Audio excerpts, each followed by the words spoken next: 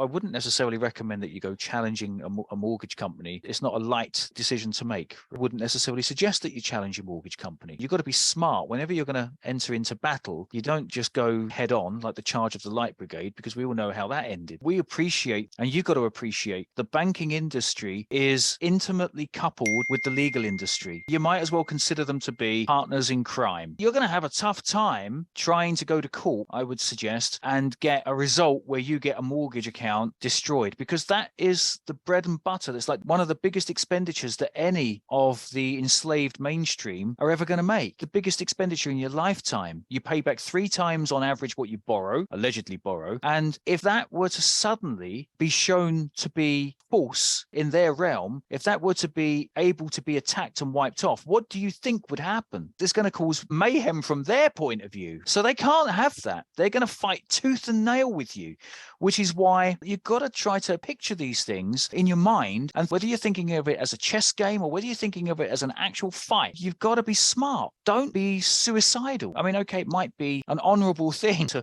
walk towards the enemy while they shoot you or shoot at you. There's no need to do that. There's no need to be part of a suicide squad if you don't have to. You have to be smart when you're thinking up a strategy and how you're going to try to overcome your adversary. And sometimes, if you think about maybe the martial arts way of doing things and think about some of the principles that they apply, where you maybe allow your adversary, their strength or their energy to actually work against them. Let's look at some of the principles that we've got in the commercial world that could actually assist us in dealing with a mortgage. In going through this process, we're going to end up creating, it's effectively a lean process. One of the options that we're going to have is to actually make use of this instrument. And as long as we have a methodology for monetizing it, well, then you don't necessarily have to go out and get into fisticuffs with your mortgage company. Because if you can, off the back of their wrongdoing, off the back of their energy, if we can create something positive and then use that, monetize it in order to create the funds which enables you to then pay off or discharge the mortgage debt, well, then you've achieved what you wanted to achieve and you haven't stepped foot in a court.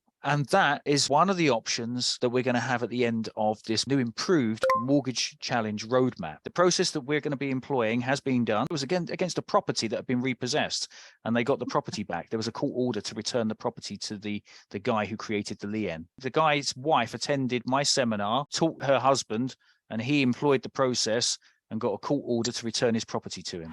In another instance, one of my friends who I assisted with a lien got a £52 million judgment against MBNA and had a solicitor offer him £800,000 for the lien. He didn't accept it. Instead, he sent the bailiffs into MBNA. I'll bring you the screen prints of that judgment from the Royal Courts of Justice and show you on the mortgage challenge evening on the 14th.